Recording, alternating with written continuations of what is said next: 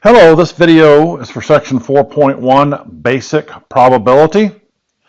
So the first thing we're going to talk about here is something called sample spaces and events for probability experiments. Kind of make that a little larger for now. Okay, so we have an experiment. We have a set of outcomes, events that can occur within that experiment, the possible outcomes. And the main set here, S, is the sample space, and that's the set of all possible outcomes. For example, if you flip a coin, you're going to have heads and tails of your outcomes. Roll a single six-sided die, your sample space will be the numbers 1, 2, 3, 4, 5, 6, counting the dots that are facing up. So in event E, we have a simple outcome if you have one event, which it says right here. But event E is defined to be any subset, including a subset of S, including the empty set, meaning nothing in there is also part of the subset. And then the entire sample space itself, everything in there could be. An example of an empty set would be if you use this dice, single die with a 1 through 6 on top, and you said the likelihood of rolling a 7. Well, that's going to be the empty set because 7's not in there. Or if you say what's the set that would represent less than 7? Well, less than 7 would be all 6 of the numbers. That would be your entire sample space. Now we have an event E, just called a simple event. Now the event E, S is a reserved name for sample space. But E doesn't have to always be an event. It can be any other letter, E, F, A, B, as long as it's not S, since that's a reserved name. A simple event contains only one element, and a compound event if it contains more than one element. All right. A compound event is also known as a joint event. So here's the two I just mentioned. The sample spaces for the coin flip and a single six-sided die where you're counting the dots facing up. Suppose the order of birth for two children. So you'd have a girl, girl, girl, boy, boy, girl, boy, boy.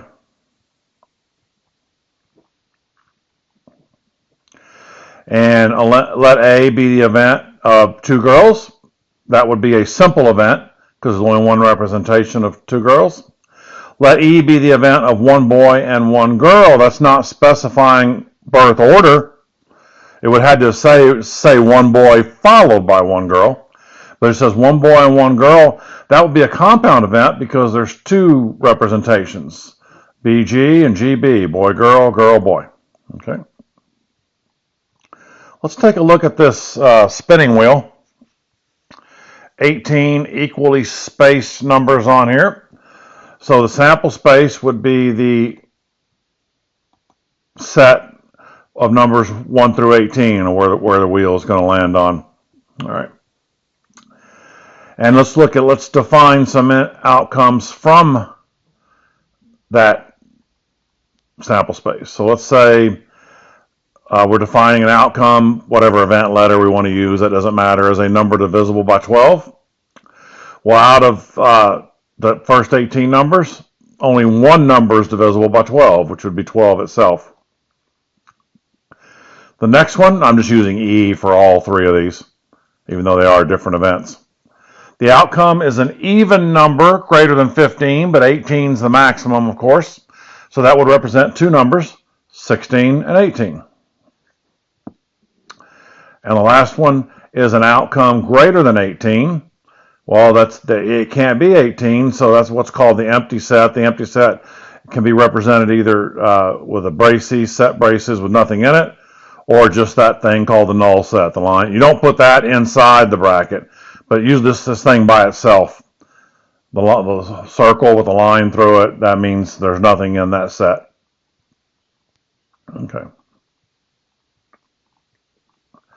Now the complement of an event, A, is noted by the symbol A with a single quote. We often say A prime, but anytime I call it A prime, and that represents, it means it's not in your A.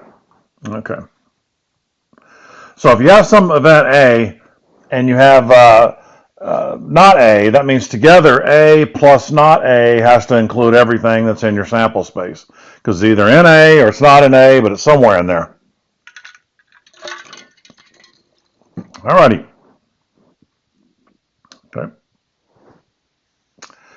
Tossing a fair coin twice. The complement of the event toss at least one head would be the subset TT tail tail, because the other three outcomes would have, it's sort of like the boy girl basically. We just change T G G G B to T T T H. Only one of them, three of them would be containing at least one or more heads, but the complement, the opposite of that, is two tails. We'll probably see that come up again here. Anyway, mutually exclusive. Some books use the term disjoint for mutually exclusive. It means they cannot occur at the same time. So on the spinning wheel, for example, it's actually rolling a single die. Excuse me, I got the spinning wheel right here below in blue, but the example of notes here, rolling a single die, rolling a number greater than 4 and rolling a value less than 3 are mutually exclusive because they cannot occur at the same time. So this can be a little tricky for students when they're first learning this, because it's confusing because no means yes. In other words, if the two events cannot occur, it means yes, they are mutually exclusive. So you have to get used to that idea. Now they define two events: rolling a value greater than 4, rolling a value greater than 5. They do share a common value, which is the outcome of rolling a 6. Since they share at least one value, that means no, they're not mutually exclusive. So, okay. So hopefully that'll kind of, register after you look at this a little bit. So I created these 4 events on that 18 spinning wheel up there, and we're just determining whether or not they're mutually exclusive. A and B. Spinning a number less than 11, so that would be 10 down, greater than 13, 14 up. There's no overlap. Nothing in common between those two. Therefore, yes, they would be mutually exclusive. So to the right of it, that means that's the empty set. Empty set means mutually exclusive, nothing in common. So if they aren't mutually exclusive, I'm listing what they share in common. A and C.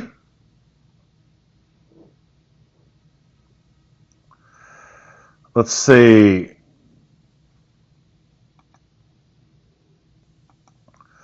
So let's look at A and C. Are they mutually exclusive? A is spinning a number less than 11, which would be 10 all the way down to 1. C is spinning a number divisible by 5. So that the numbers divisible by 5 for C would be 5, 10, and 15. 2 of those, 5 and 10, are less than 11. So they share 2 elements. 5 and 10 they share in common. So the fact they have anything in common means no, they are not mutually exclusive. Let's look at B and C. Spinning a number greater than 13, which would be 14 up to 18. Spinning a number divisible by 5. 5, 10, and 15. They do share something in common, the number 15, because greater than 15 would be greater than 13. 15 is also divisible by 5, and then that would also not be mutually exclusive.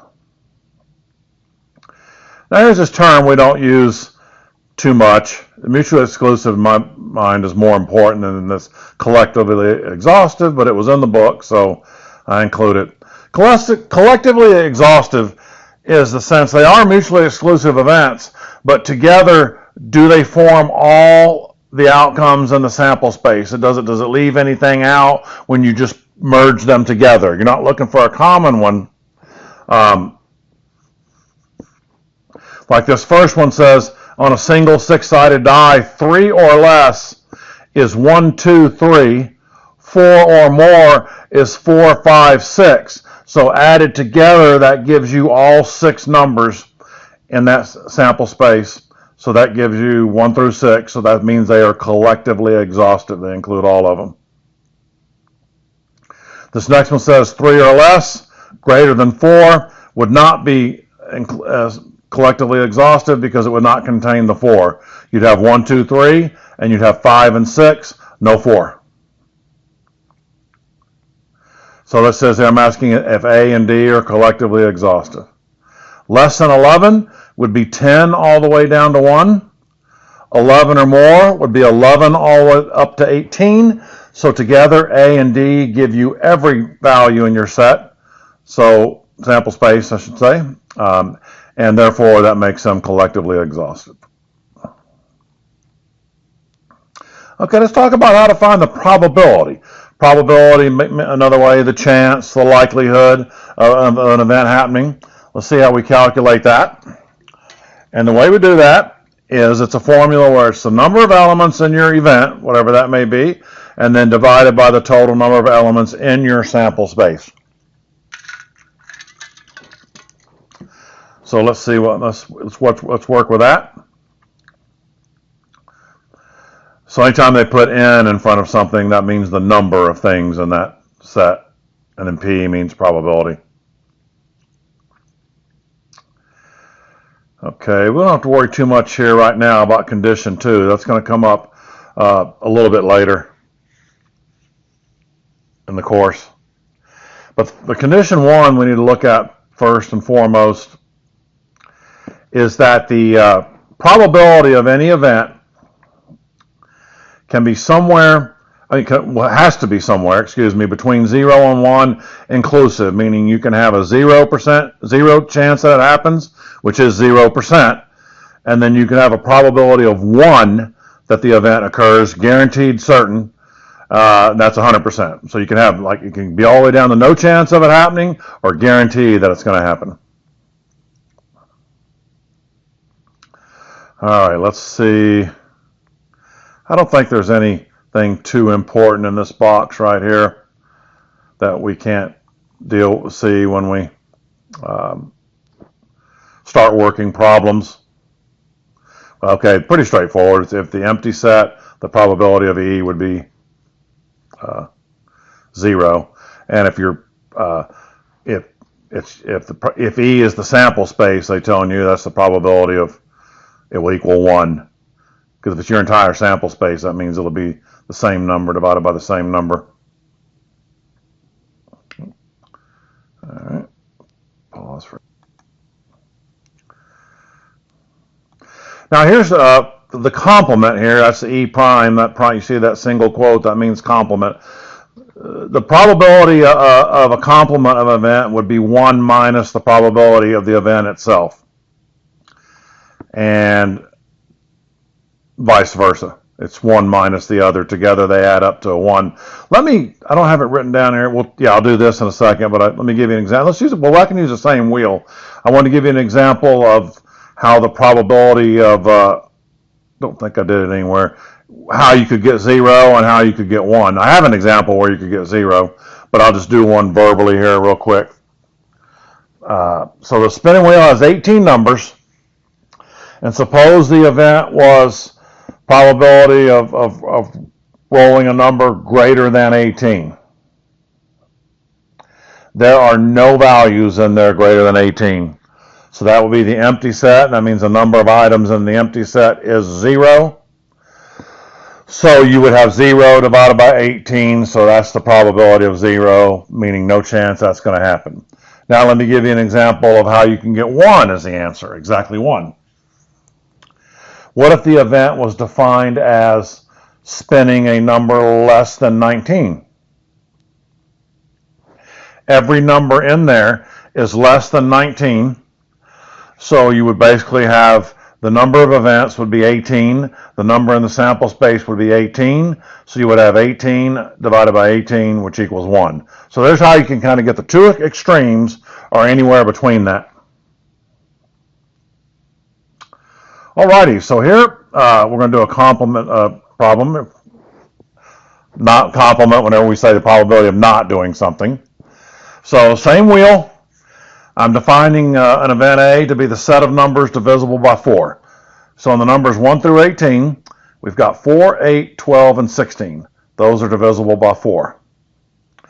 So the probability of not spinning a number divisible by 4 would be 1 minus the probability of spinning a number divided by 4. And you do P of A, there's 4 elements, four things in here, divided by 18 total. And it's 1 minus 4 over 18, which 1 is the same thing as 18 over 18. And so that gives you 14 over 18, which then reduces to 4 over 9. So 4 over 9 is the reduced probability then of not getting a number divisible by 4. All right, so, all right, let's look at this standard deck of playing cards. All right, do not worry here that you do not have to know anything about how to play any kind of card game whatsoever. You don't have to be. So if cards are completely new to you, that's okay. You just have to learn, and obviously you'll be using this as a reference. You don't have to memorize this or anything. You can go to it whenever you're doing any kind of probability question. So a standard card deck has 52 cards, and we have what's called 4 suits. And the suits are over here to the right. The top ones, the red ones, the first red ones are hearts. The second ones are diamonds. Then we have clubs for the third one, spades for the last ones. And then therefore, there's 13 across of each of those. So 4 times 13 makes 52. And the A here stands for aces. And the JQK, that stands for jacks, queens, kings. Those are also known as face cards, or sometimes referred to as picture cards. They are face cards. You can't see the jack and the queen very well, but obviously at all, but they have someone's face on them. That's why they're called face cards. So this just, get practice working with this. You don't have to know how to play, any kind of card game to be able to solve probability questions on this. So, all right, so here we'll come back to that when we do a calculation. So once again, I'm just mentioning here about probabilities being between 0 and 1. 3 basic types of probabilities.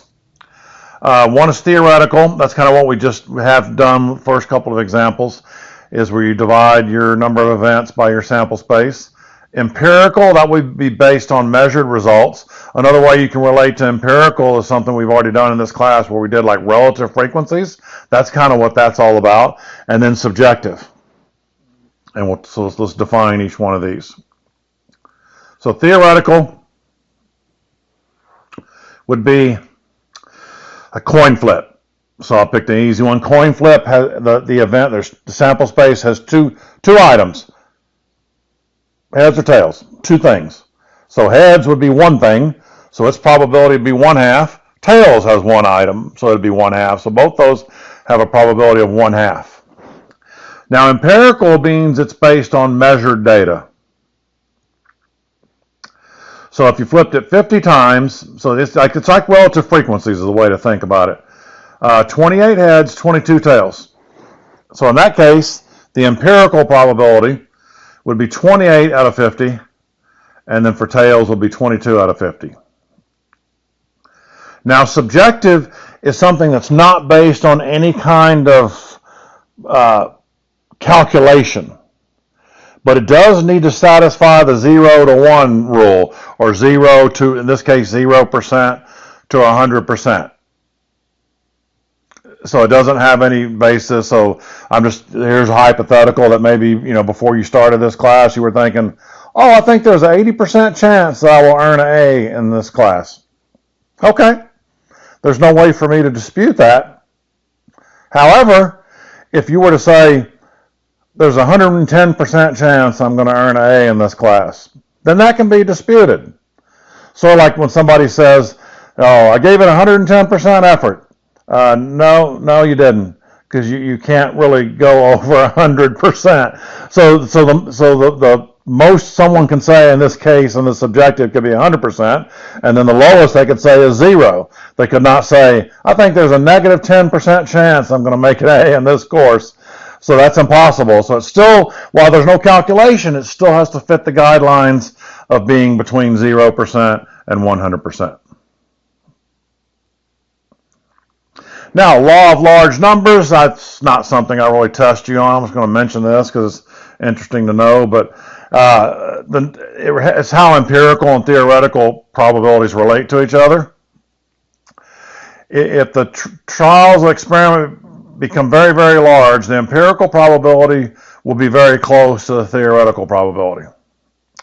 Now, here's what I mean by that. Here's just give you kind of one verbal example. I don't think I need to write this down or anything because I'm not doing really any calculations. If you flip a coin 10 times and you got 9 heads and 1 tail, not necessarily in that order, just whatever you counted, the results, and there were 9 heads, 1 tail. That really would not be an outlandish result. That would not be that out of the ordinary. However, if that coin was somehow flipped 1,000,000 times and they got 900,000 heads and 100,000 tails, then there's a problem. Then it's almost guaranteed that coin is something messed up, it's weighted funny, it's not landing right, there's no chance. So the law of large numbers says, I'm not saying it's going to be exactly, 500,000 a piece, if you do it 1,000,000 times, but it should be very, very close to that number on both sides. It should kind of, the phrase even out, I guess you'd say, in the long run. So that's all that means. So I wouldn't worry too much about it, but it's interesting. I mean, that's sort of how gambling in certain games and casinos and works. It works on the same principle that in the short term certain things can happen, but in the long run, and the casinos are playing the long run game because they're competing against a variety of players. So you might win in the short term, but with a lot of play, if the mathematics is built into the game, the probability is built to their advantage, they're going to come out ahead in the long run. Okay, let's look at the idea of Venn diagrams. First thing we're going to talk about, two definitions here called union and intersection. It's kind of a weird looking U there. It's not, I just call it U, but it's not really the letter alphabet U. And then it's kind of flipped over down here. It looks kind of like a horseshoe more than anything else. So, well, not really. It doesn't bend like a horseshoe, but so union means A or B. That symbol means union means or. Now, don't let this notation get you, but that little vertical bar is just shorthand notation for like saying such that. So all this is really saying the A union B is the set of X such that X is an element of A or it's an element of B. I did not define that symbol earlier, but that little weird looking E is just means element of. You don't have to necessarily know that, but and maybe I'll zoom in a little bit. Kind of a curvy looking E. There we go. Intersection means and. It means it has to be in both A and B. Now, let me go back to the union just for a second. That actually means union means A or B or both. It could belong to both of those, and that counts. But intersection means it only belongs to both of those, A and B. So here's how a Venn diagram kind of works. You kind of have this box, and everything in your sample space fits into the box. But not everything necessarily fits into the circle, which we'll see an example of this coming up in a second. And there's the A union B. You see they overlap, so there is something in common, but it belongs to AB. So outside the circles, but inside the box, would represent everything in the sample space that does not belong to A or B. Now over here, A and B is only the middle part, whatever's in common between the two.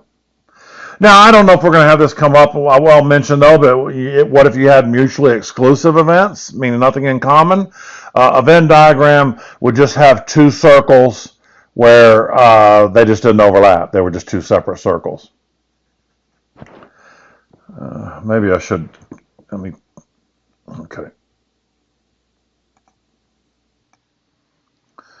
So let's take a look at this single die example with the numbers 1, 2, 3, 4, 5, 6. And event A is defined as rolling a number less than 3. So we have that would consist of the set of 1 and 2. That's the event set for this one. And then event B is rolling an even number 2, 4, and 6. So when the circles overlap, we're expecting to have something in common there. So you see they both share a 2 in common, right there. So 2 goes in that middle part between the two in there, because that way 2 is technically in the A group and it's also in the B group. Now the set of A is just 1 and 2, so that means you got to put a 1 somewhere in here, and that way the entire circle for A covers 1 and 2. And then B is 2, 4, and 6. So you need a 4 and 6 to fill out the rest of B, so the entire B circle is 2, 4, and 6. Then, anything that does not belong to these two but are part of your sample space are going to go anywhere in the box and outside the circles, not a specific location. But the two missing numbers are 3 and 5. I just put them at these bottom right corners. I could have put them at the top corners, top left corners. I could put them diagonal, as long as they're outside the circle but inside the box, because the box has to contain everything in your sample space, which it does. Alrighty. So here's where this is not really a technical name, mutually exclusive Venn diagram, but it's still just a Venn diagram, just showing you things where two events are mutually exclusive. So this one's defined as rolling a number less than 4 would be A. So A would be 1, 2, and 3. Greater than 4, 5, and 6. So there is no overlapping elements between A and B. Nothing in common. And then since the entire sample space is 1 through 6, we have to put the 4 somewhere. So I just put it down there at the bottom, outside the circles, somewhere inside the box. So there's what it looks like. The Venn diagram looks like if the two events are mutually exclusive. All right. Let's come down here. Let's talk about the general addition rule for probability of union. The probability of A or B, or is the same thing as the union deal, like that. So that's the same. I probably got information from two different books, basically. But no harm. But that's the A, the or is the union. And it was, even the other one that showed the symbol did define it as or. So it's the probability of A plus the probability of B minus the probability of A and B. And after we do this first example, I'll explain why that subtraction needs to be there. 6-sided die, 1, 2, 3, 4, 5, 6. So I'll use divisible by 3 as my A, less than 4 as my B. Let's see. So we have the two events A and B with their elements listed in each of their sets. Event A has 2, event B has 3. So this is saying what's the probability then of A or B, which means what's the probability you roll a number, it's either divisible by 3 or less than 4 or both. If it satisfies both, that counts. So let's look at the formula. We do the probability of A. There's 2 elements in A, so it would be 2 over 6 plus 3 elements in B, 3 over 6, minus the probability of A and B, meaning how many elements are common between the two divided by 6, if there are any. And there is, they share a 3. So you subtract off the 1 over 6, and you get 5 over 6 minus 1 over 6, which is 4 over 6, which is 2/3. We had to subtract because it's to avoid what's called double counting. We don't want to count the 3 2 times. It only needs to count once. So that's why you have to subtract off anything. Because really, the numbers that satisfy either A or B are 1, 2, 3, 6. 4 numbers. We don't count 3 twice. So that's why we have to subtract. Now, I should probably mention this coming up here, but if they're mutually exclusive, if there's nothing in common, that means that probability is 0. There'll be nothing to subtract.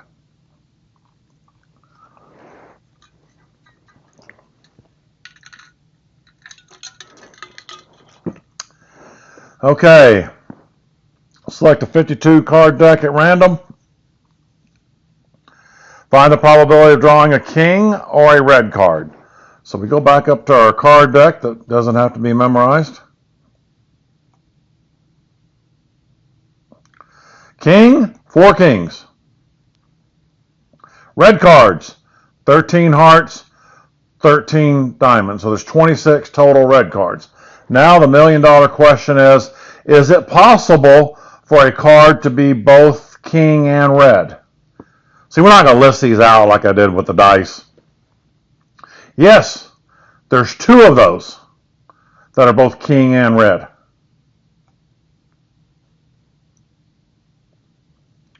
So we have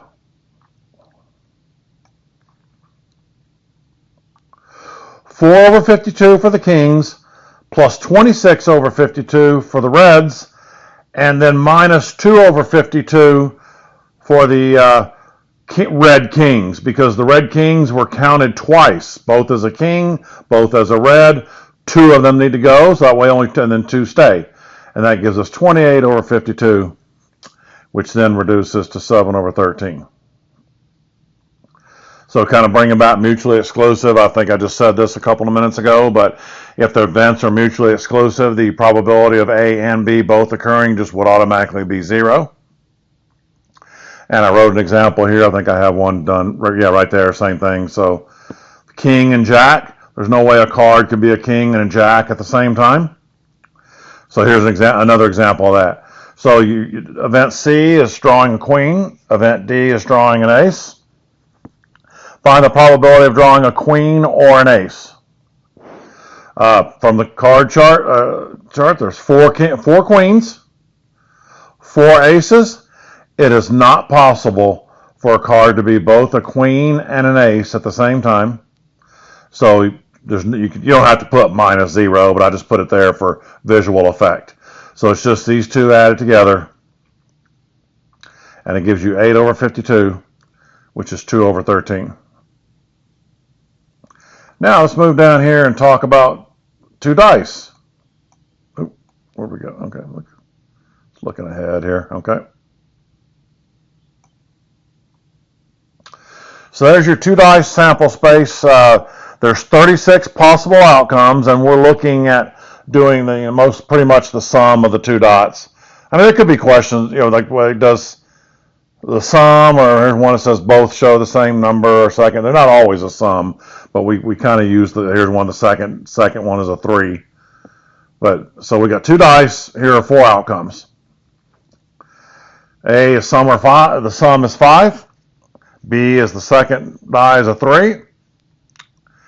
C is both dice show the same number, and D is the second is at least 11. The sum is at least 11. Okay, yeah, I wrote sum, but I forgot to say it. Alrighty. Find probability of A or B. Hopefully I can draw this without getting kicked out of the program here. Let's see. Let's save. Okay.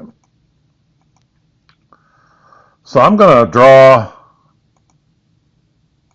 pick a different color here. Contrast to the red, blue. The sum is 5. The sum is 5 would be right here on this diagonal, right there. I'm drawing this with a mouse and not my stylus, so that's why it looks like I don't. Yeah, it's a little harder with a mouse than it is a pen. So there's 4 of them. The second die is a 3, so let me use another color. I'll use green. That would be this third column. The second one is a 3. So let's see, do we have anything in common? In other words, do they intersect? And they do. The outcome of 2, 3, that one outcome, satisfies that they add up to 5, and the second number is a 3. So we'll come down here, and 4 over 56 were the blue ones, 6 over 36 were the green ones, and then the one outcome that satisfied both of those, the 2, 3, minus 1 over 36. So you have a probability then of 9 over 36, which then reduces to 1/4. So let me erase that up here, and let's do the C or D.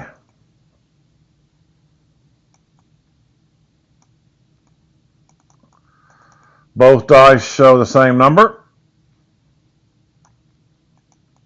Can't erase that green. Weird. All right. Both show the same number. That's going to be this diagonal right here. 1, 1, 2, 2, 3, 3, 4, 4, 5, 5, 6, 6. So there's 6 of those. The sum is at least 11. So down here in the bottom corner, at least 11 means 11 or 12. So you have 6, 5, 5, 6, and 6, 6. And there is one of them in common between the two.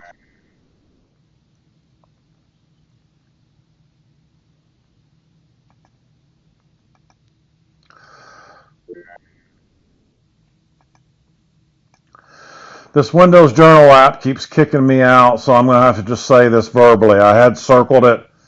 Hopefully it will be in the video. You'll see it circled. But I tried it again, and it kicked me out again. I can't mess with that anymore. So there's 6 of them that have the same number. There's 3 of them in the bottom right corner that have greater than 11, or at least 11. And then the 6, 6 is the one that's common between the two. So it's 6 out of 36. Plus 3 out of 36, minus 1 over 36, which is 8 over 36, which happens to reduce to 2 over 9. Now let's try an example with contingency tables. We've seen these row column tables before. Let's see what's going on with this. So here's how they look, how they meet for the layout. So A meets B, that means A and B. A meets B prime, the complement of B, not B. A and B prime. And this one's A prime and B, and then A prime and B prime. That's also known as neither nor. A prime and B prime means it doesn't belong to either A or B. That's the ones in the Venn diagram that are outside the circle but are inside the box. So you have totals for A and A prime, totals for B prime, then the grand total here.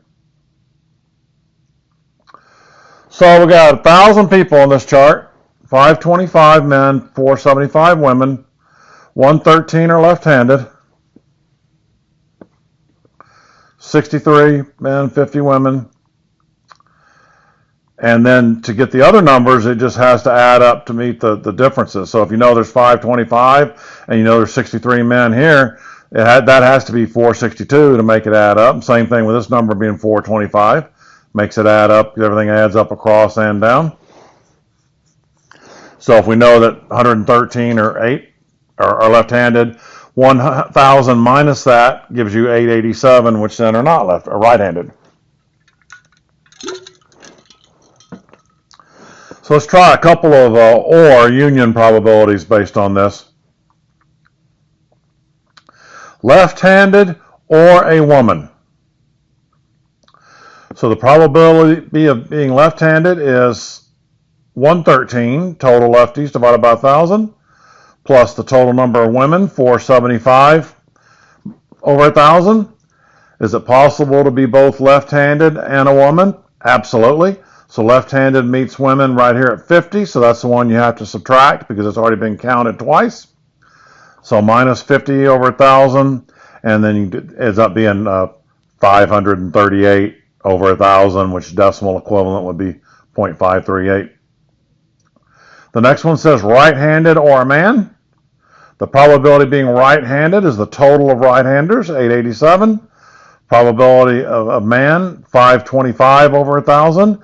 And right-handed meets man. How many right-handed men? There are 462 right here. Where right meets men, 462.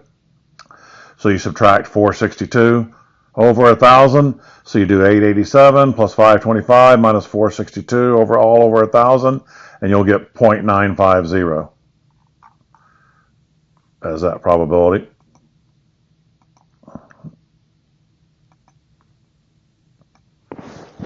Alrighty, I put it on pause here just to get to the homework. So most of the beginning ones aren't too bad, I don't think. So I kind of always like to show the more challenging ones, if there are any. So I'll look at this one real quick. 13 sectors, 2 red, 6 blue, 4 yellow, and 1 green. Find the probability the spinner lands on blue. So there's 13 total regions. 6 of them are blue. So we'll put this in fraction form right down there. So 6 over 13. Okay. Let's see. Decide if I want to do this one. I don't have a tablet to write this out with me right now, but we could probably kind of wing it here. So rolling a 5 or a number greater than 3. A number greater than 3 would be 4, 5, and 6. And then you have rolling a 5. So that means basically but they share a 5 in common. So it'd be 1 over 6 plus 3 out of 6 minus 1 over 6. Meaning that the 4, 5, and 6 are the 3 numbers that I want decimals, so it's three numbers. I mean 1/2, 3 decimal places would just be 0.500. Less than 5 or an even number. Less than 5 would be 1, 2, 3, 4, or an even number. So both even number is 2, 4, 6. So basically you have 4 out of 6 plus 3 out of 6 minus 2 out of 6 because they share both the events share the 2 and the 4. So it's 4 plus 3 minus 2. Oh, well, it's kind of written right there. They wrote it that way. Well, they kind of gave it away. 5 out of 6, which obviously use a calculator, but I'm pretty sure it's 83333 repeating.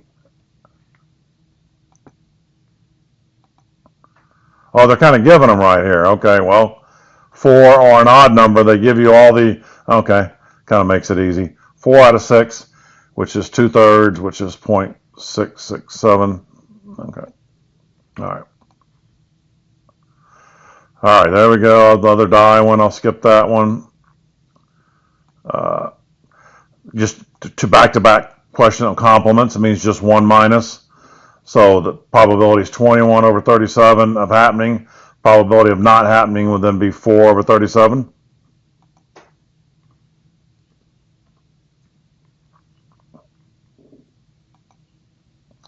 Okay. Oh, what am I? Nope, I'm sorry. I don't know where I got 4 from. Excuse me.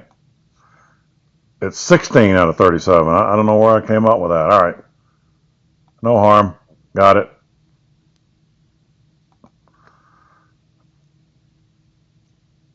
Okay, the same 1 minus. No problem. Okay, let's do the card problems. Interesting. Probability of getting a club. So there's 13 clubs, so it's 13 out of 52. So I'm just going to go ahead and put the reduced form of that of 1/4.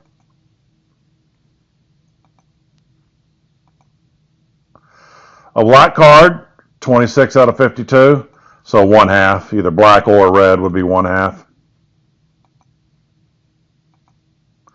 Not a diamond. Now you can do, you don't have to do 1 minus the probability of a diamond for this one. You can just kind of figure this out. So there's 13 diamonds, so that automatically means then there's 39 non-diamonds, 3 other suits that have 13. So 39 out of 52 reduces to 3 out of 4. So basically it does satisfy the 1 minus rule because the probability of getting a diamond is 1 out of 4, and then 1 minus that would be 3 out of 4. Okay. Maybe let's take a look at this. This one.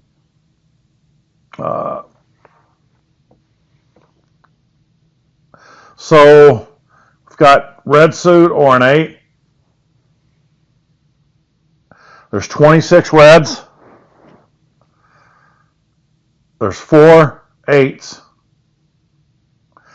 And there's 2 red 8s.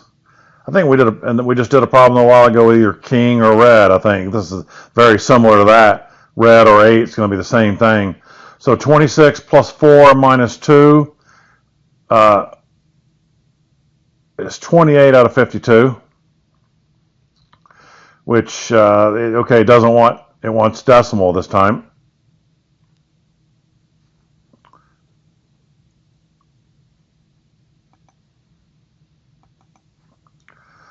$28 out of 52.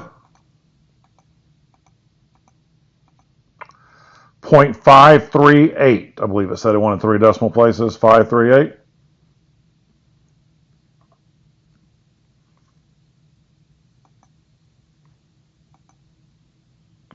Spade or a queen.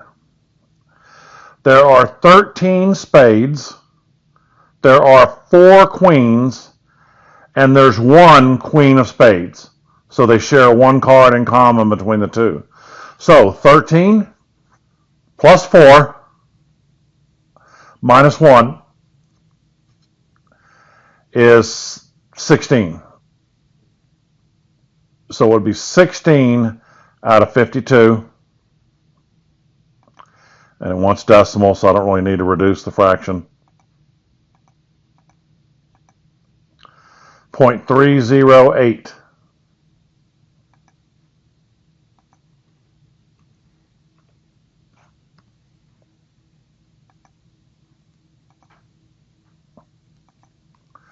Nine or a face card. There are 4 9s.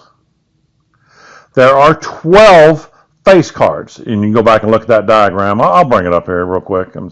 I got it open here. Let me go back up there. Yeah, so it's 12 face cards because there's 4 jacks, 4 queens, 4 kings, 4 9s. Nothing in common. A card cannot be a 9 and a face card at the same time. So it'd be 4 plus 12, which is 16. Nothing to subtract. So now we just, it's the same answer. 16 over 52 again. Okay. Obviously, that may not happen when you get your numbers, and when you do it. It's when it gives you different numbers. But it was here.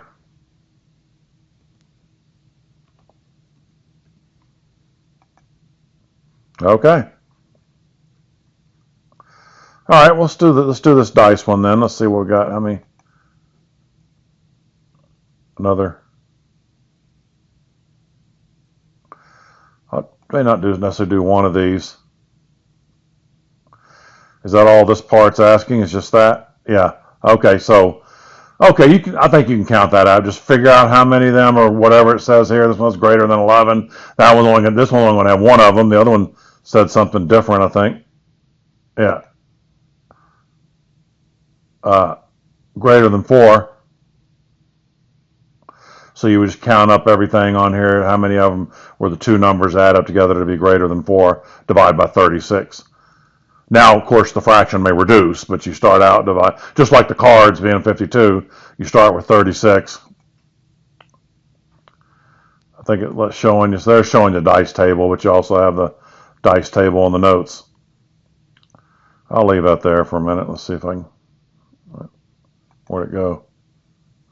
I don't know where it is, but all right. 8 or 11. And I'll just say these verbally. Oh, I can look on here and show you. 8, I can't really draw here. It's a diagonal kind of following where my cursor's going. 6, 2, 5, 3, 4, 4, 3, 5, 2, 6. 5 of them. 11, there's just 2 of them, 6 and 5. So nothing in common. So there were 5 8s, 2 11s. So it's 7 out of 36. So now these want fractions. Not reducible.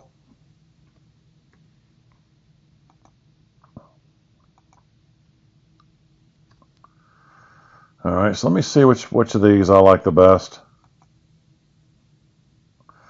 I think that one's not too bad.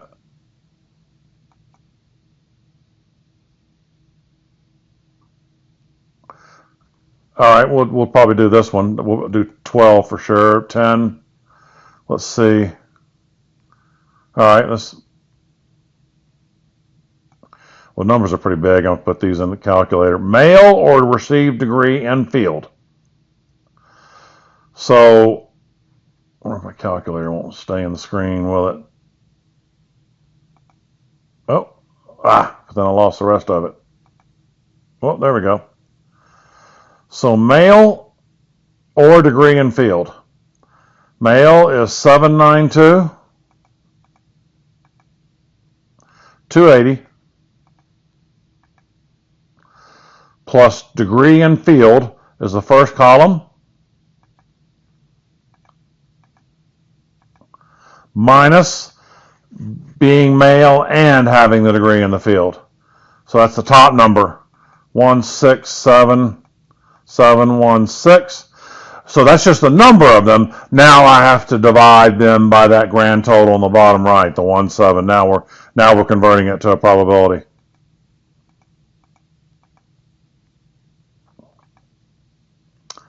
All right, so that's 5, 3, 4, if it rounds to 3 decimal places.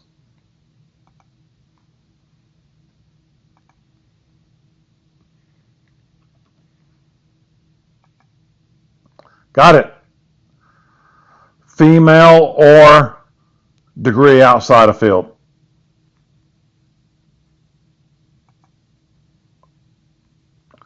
Let's see if I can get all that up there again.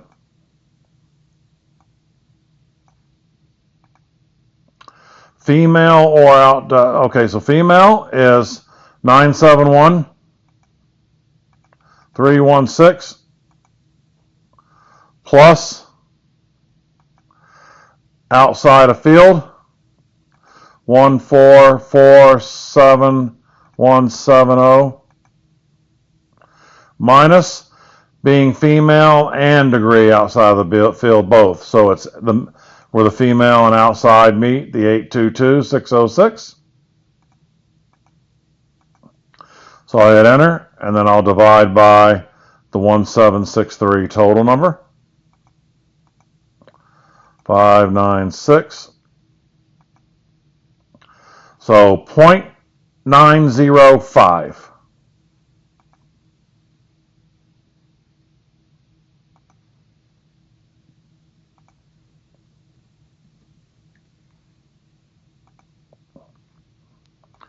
Alrighty. This is kind of weird wording on this one. I probably wouldn't word it this way on a test, but just saying not female or received degree outside of field, that's just the same thing as saying male or received degree outside of field. So I tried to get cute with us there. Male or degree outside of field. Male 792 280. Outside of field 1447170 minus where male meets degree outside of field 624564, and then divide by that same number, total number 63596. 0.916.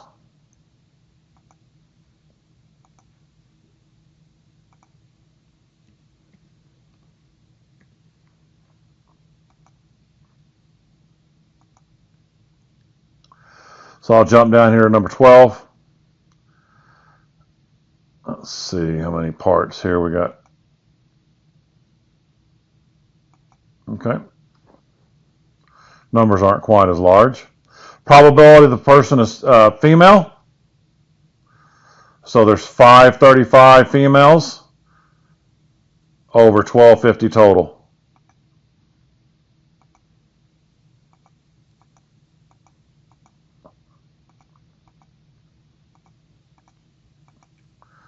.428.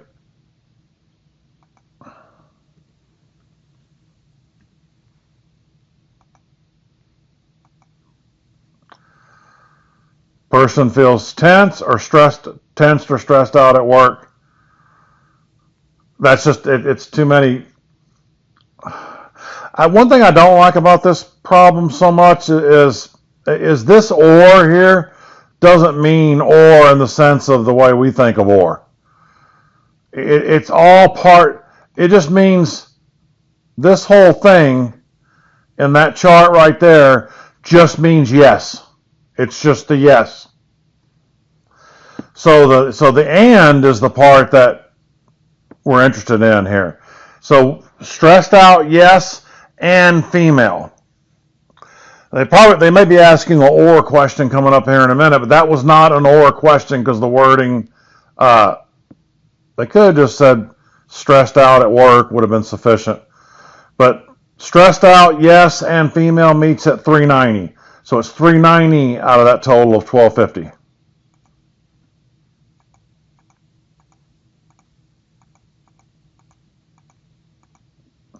.312.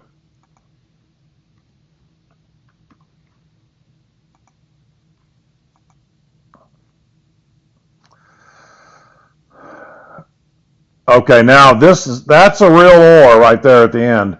That's the or. So once again, feels blah blah blah, feels tense or stressed out. That's just yes. So basically saying yes or female. Number of yeses. 755.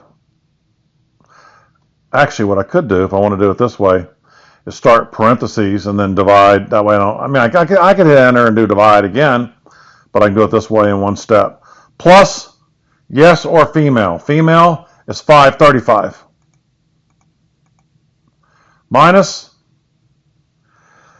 yes and female, the 390 from above. Now I can divide that by 1250. .72, and it may accept .72 since it was an exact number. I don't take any chances though. I just put the 0 at the end. Got it. Oh, okay. Let's see.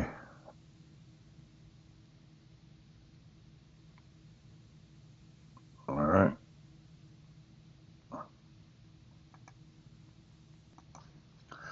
Okay, this is one of those kind of questions that comes up in the homework that I wouldn't try to word anything like this. Not collectively exhaustive, possibility of just part B or mutually exclusive, what part C or not.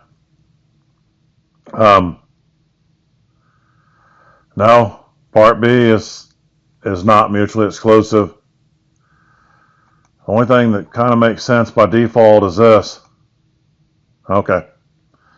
So now you can remember that should be your answer when you do this problem. So, all right, that concludes this video on basic probability.